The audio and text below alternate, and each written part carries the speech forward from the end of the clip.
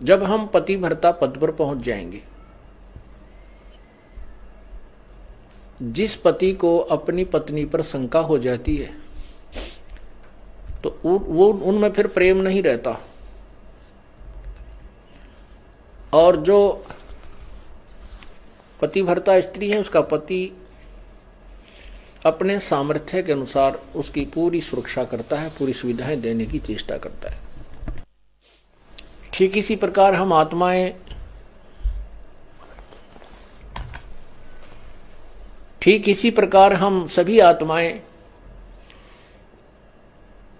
उस एक ही परमात्मा की हैं, वो हमारा पति है, सबका मालिक है। पति मीन मालिक, स्वामी, वो हमारा पति है। और हम जब तक उसमें पतिव्रता की तरह आस्था नहीं बनाएंगे तब तक वो हमारी मदद, हमारी सहायता नहीं पूरी नहीं करेगा। जब हम पतिव्रता की तरह उसके, एक पतिव्रता का अर्थ है कि जैसे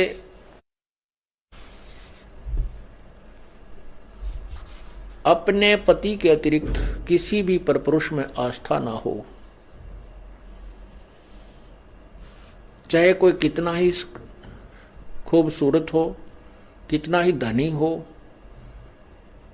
चाहे वो कितना ही चटक मटक हो, हमारे मन में दोष नहीं आना चाहिए।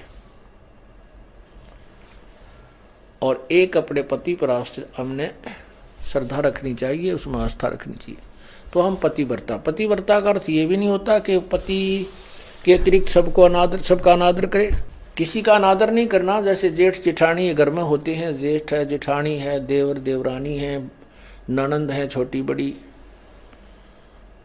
सास ससुर है, इन सबको यथोचित सत्कार देना पतिव्रता का प्रथम कर्तव्य है। लेकिन जो समर्पण अपने पति में होता है वो किसी में नहीं हो सकता, नहीं होना चाहिए, तो हम पतिव्रता हैं। तो उस ऐसे ही जब हम कबीर परमेश्वर के चरणों में आते हैं, हमें ज्ञान होता है, तो हम अपने परमेश्वर के अतिरिक्त किसी के से अपनी मनोकामना पूर्णा की तरफ सपने में भी नहीं सोचेंगे, तो हम पतिव्रता है। ठीक है, हमारे कोई जैसे ब्रह्मा विष्णु महेश, देवता ऋषिजन संतजन कोई भी हैं, आदरणीय हैं, लेकिन पूजनीय नहीं है। जैसे पतिव्रता को अपना पति पूज्य होता है, उसी से को समर्पण करती है, तो वो समर्पण वो किसी को नहीं कर सकती, लेकिन आदर सबका करती है, वो आदरणीय है। इस भाव से जब हम प्रभु के चरणों में लगेंगे तब परमात्मा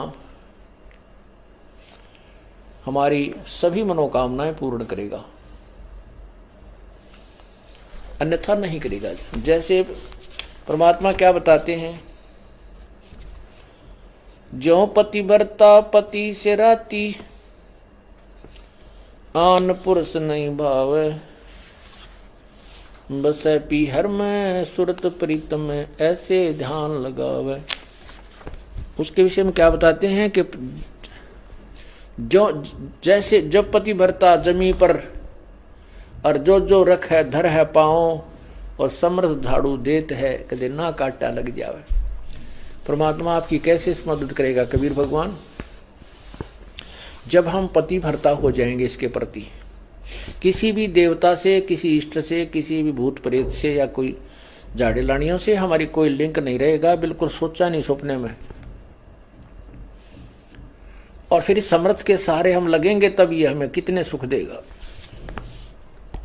जब जो पतिव्रता जमी पर जो जो धर है पावे, समर्थ झाड़ू देत है ना काटा लग जावे। जैसे पतिव्रता स्त्री कहते पानी को चलेगी पानी भरने के लिए, अर्थात अपने जीवन रूपी सफर में वो चलती है आत्मा, जो केवल एक इष्ट पूर्ण परमात्मा कबीर जी पर आश्रित है। उसके जीवन रूपी सफर में, जीवन रूपी रास्ते, यात्रा में, यात्रा के मार्ग में वो परमात्मा समर्थ भगवान कबीर परमात्मा ऐसे झाड़ू देता है झाड़ू बीन हमारे आने वाले जीवन में जो संकट हो, पाप कर्म रूपी कांटों को वो साफ करता रहता है कि कहीं मेरी आत्मा को पीड़ा ना लगे, कोई दुख ना हो जाए। अब आपको थोड़ा सा परमात्मा की महिमा सुनाते हैं, पतिव्रता कैसे होनी चाहिए, अर्थात हम प्रभु पर कैसे आश्रित हों। गरीबी सुकर्मी पतिव्रता सो आन उपावन मूल, एक पुरुष से परस है पतिव्रता समतूल। पतिव्रता का निष्कर्ष बताता हूं। आन उपावन मूल, बिल्कुल भी किसी और की पूजा नहीं करे, वो पतिव्रता आत्मा होती है। एक पुरुष, जैसे इसमें दोनों ही पहलुओं पर विवरण दिया है, जैसे स्त्री अपने ही पति एक ही पुरुष पर आश्रित रहे, ऐसे ही आत्मा एक पुरुष यानी एक परमात्मा पर आश्रित रहे, कबीर भगवान पर। पतिव्रत सुकर्मी सो जानिए, एक पुरुष से रात, निर्दाव निर्भयता ना दूजे से बात। अपने मनोरथ पूर्णा के लिए वो किसी अन्य पुरुष से बात, किसी अन्य भगवान की इच्छा नहीं करती, वो पतिव्रता होती है। गरीबी सवाल सुखन किसको कहे, पतिव्रता सो नार, हुक्म अदूल न मेट ही सो पतिव्रता पार। देखो कितनी गहराई से बता रहे हैं, केवल यही एक लक्षण नहीं है पतिव्रता का। क्या बताते हैं कि पतिव्रता तो हो गई, अच्छी बात है, लेकिन पति कहता है वहां नहीं जाना और वो वहां अवश्य जाती है। पति कहता है ये काम नहीं करना और उसको करती है, तो वो भी पूर्ण पतिव्रता नहीं है। इसमें यही समझाना चाहे, जैसे हम संत आपको आदेश देता है गुरुदेव के बेटा चोरी नहीं करना, बीड़ी नहीं पीना, मांस नहीं खाना, सिनेमा नहीं देखना, ब्याज नहीं लेना, और आप वैसे तो कबीर परमात्मा के अतिरिक्त किसी को नहीं मान रहे हो और ये मर्यादा पालन कर नहीं रहे, तो भी आप पार नहीं हो। क्या बताते हैं, सवाल सुखन किसको कहे, पतिव्रता सो नार, हुक्म अदूल न मेट ही सो पतिव्रता पार। आदेश की उल्लंघना नहीं करती है, वो पतिव्रता ही पार होगी, वही आत्मा पार होगी।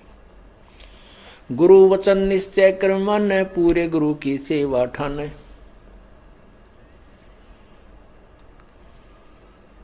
भाई जो गुरु वचन पे डट गे रकट गे फंद 84 के, कट गे फंद 84 के, कट गे फंद 84 के। भाई जो गुरु बचन पर डट गे रकट गे फंद 84 के। वस्तु मिली ठोड़ की ठोड़ मिट गी, मन पापी की दौड़। वस्तु मिली ठोर की ठोर मिट गी, मन पापी की दौड़। भरम मिटे मुथरा काशी के, भरम मिटे वो मुथरा काशी के। भाई जो गुरु वचन पर डट गे, कट गे फंद 84 के। अब जो गुरु की आज्ञा का पालन करते हैं, सत साधना करते हैं, फिर उनको वस्तु मिल जाती है जिसकी तरफ में वो घूम रहे थे। फिर वो मथुरा में भगवान रहता है, वहां परिक्रमा देने से भगवान मिलता है, वृंदावन जाने से मिलता है, काशी में भगवान है। कहते ये भ्रम हमारे फिर सब मिट गए।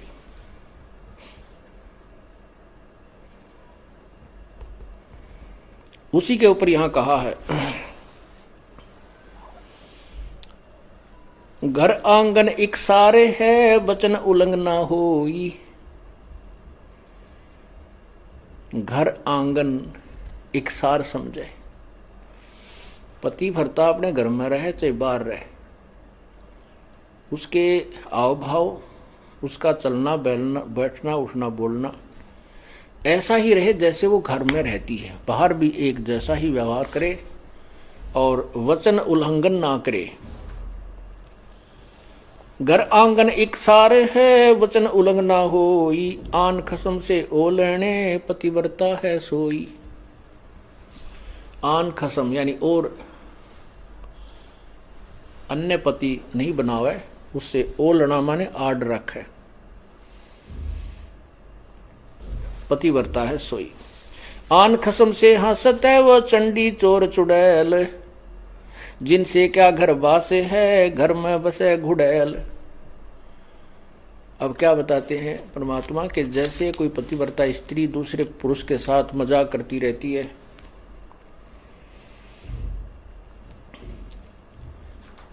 तो उससे दुर्भावना पूर्ण करती है, तो उसमें दोष है। वो कहते हैं वो तो एक भूतनी बस है घर में, और उससे क्या घर, जिनसे क्या घरवास है, घर में बसे गुड़ैल। ऐसे ही ये पतिव्रता यहां आत्मा की तरफ ज्यादा संकेत है। परमात्मा कहते हैं कि मुझे ऐसे ही अच्छे नहीं लगोगे यदि तुम ऊपर से तो कबीर साहब करते रहो, अब कबीर पंथी हैं, कबीर साहब के मानने वाले, अंदर से सारे ही देवताओं की पूजा करते रहते हो। आन खसम से हंसत है वो चंडी चोर चुड़ैल। परमात्मा इतने नाराज होते हैं।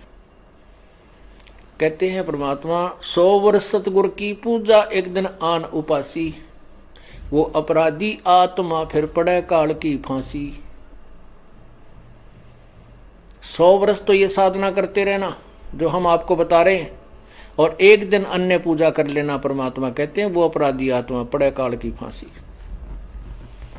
तो ऐसी गलती क्यों करेंगे हम? तब करेंगे जब हम ज्ञान नहीं सुन पाएंगे, और ज्ञान उस दूसरे अज्ञान के लोगों से हम ज्यादा संबंध रखेंगे तो वो हमें विचलित कर डालेंगे। यहां जींद के अंदर एक रमेश जैन भक्त है, अब भी हमारा सेवक है वो। उसकी पत्नी को दौरे पड़ते थे, दमा था उसकी पत्नी को, दमा था उसकी। एक लड़की को दौरे पड़ते थे, 2 जुड़वा बच्चे थे, वो बहुत बीमार रहते थे। महीने में 2-2, 3-3 हजार रुपए का उनका डॉक्टरों का, मेडिकल का खर्चा होता था। एक भक्त ने उनको समझाया कि आप हमारे गुरुदेव से उपदेश लो, कबीर परमेश्वरी की शरण में आओ, आपके सब झंझट मिट जाएंगे। काफी कुछ कहने से उन्होंने मान लिया, और फिर वो टर्म एंड कंडीशंस भी बता दी उसको कि ये नहीं करना आपने। जब तो उन्होंने मान लिया ठीक है, हम तो बहुत दुखी हो गए हैं, इनको पूजा करते करते और साधनाओं से हमारी दुर्गति हो रही है, तो हम क्या करेंगे, हम नहीं पूजेंगे उनको। उन्होंने उपदेश ले लिया। उपदेश लेने के बाद उस बहन के 2-3-4 महीने तक कोई दमा नहीं, लड़की का दौरे पड़ा करते, उसका कोई दौरा नहीं, बच्चे स्वस्थ हो गए। वो तो इतनी खुशी मनाई, ओहो हे भगवान, भगवान मिल गए हमें तो।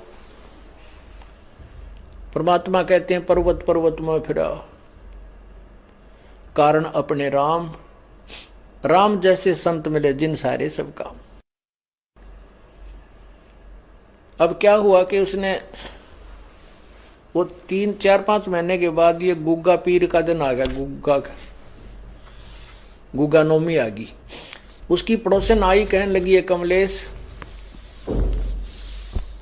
और गुग्गा की पूजा नहीं करी तने। वो बोली ना हम ना करा कर, हमने छोड़ दी, मारे तो जो ना गुरु का नाम ले लिया। वो किसी और पंथ से संबंधित थी, वो दूसरी लड़की जो बहन आई उसके पास, वह कहने लगी नाम तो हमने भी ले रखा है, पर पूजा सारी करनी चाहिए ना, तो ये नाश कर देंगे। उनका फलाना करना ना, वो अपने पंथ के उसके विषय में बताने लगी कि ऐसे उसने हमारे पंथ का है कि उन्होंने ये पूजा छोड़ दी थी, उनका एक का बेटा था वो मर गया, अब तो भाई सारी पूजा करते हैं, और भी वो भी करने लग गए। तो वह डर गई कि कदे भाई सतयुगा पीर दुखी कर दे, उसने वो पूजा पाजा अपनी कर दी। पूजा कर दी तो अगले दिन वो लड़की तो दौरा पड़न लग गया। उस कमलेश ने सांस नहीं आवे, दमा हो गया न्यू का न्यू, और दोनों लड़कों की तबीयत खराब है। अब उस सेठ लाला जी को पता नहीं था रमेश को क्या गड़बड़ कर रही है नालायक। वो घर पे आया और वो कहा ऐसा स्थिति फिर होगी। उसने उस भगत से संपर्क किया कि भाई मारा तो फिर होगी भाई बात, कोई फायदा नहीं हुआ। वो बोला भाई ऐसे कैसे हो सकता, तो 4-5 महीने तेरे ऊपर ऐसा मेहर बख्शी है, आज कैसे नहीं हो सकती है, कैसे मानूं मैं तेरी बात, अब देख ले चाल। वो दोनों आगे, वो दोनों आगे तो क्योंकि हमें पता है कि परमात्मा की मर्यादा भंग होने से ही काल प्रवेश कर जाता है। या तो सीता के चारों तरफ जो लक्ष्मण ने रेखा खींची थी ना, ये लक्ष्मण रेखा समझ लेना मर्यादा भगवान की, और इसको तोड़ते ही या दुर्गति शुरू हो जाएगी जो सीता की हुई थी। अब वो राम कोई बौड़ा नहीं था जो लक्ष्मण ने ये कहा तू या तो आइए मत, भूल कर भी रावत इसको चारों तरफ ये मंत्र पढ़ कर या रेखा खींच देना। अब सीता अपने आप में सियाणी बन गई। जब रावण आया एक साधु का भेष बनाकर भिक्षा मांगने लगा, तो सीता ने कहा कि आ जाओ महात्मा जी, ले जाओ भिक्षा ले जाओ। अब जो ही वो निकट आया उस रेखा के, तो उसमें लपट निकली, रावण 10 कदम दूर खड़ा हो गया। तो उसने कहा कि माई भिक्षा देनी है तो बाहर आकर दो, नहीं तो हम नाराज हो जाएंगे, ये कर देंगे, इसमें तुमने पता नहीं क्या मंत्र पढ़ रखा, ये मुझे आगे नहीं आने दे रही।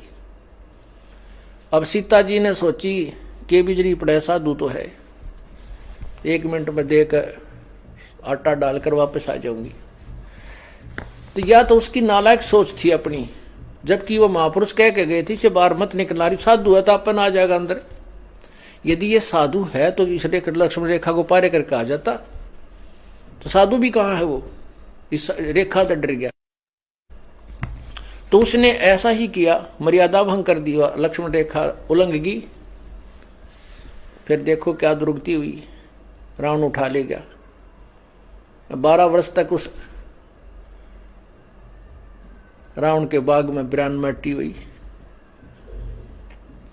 पुण्यात्माओं, ये लक्ष्मण रेखा समझ लेना जो परमात्मा के नियम है।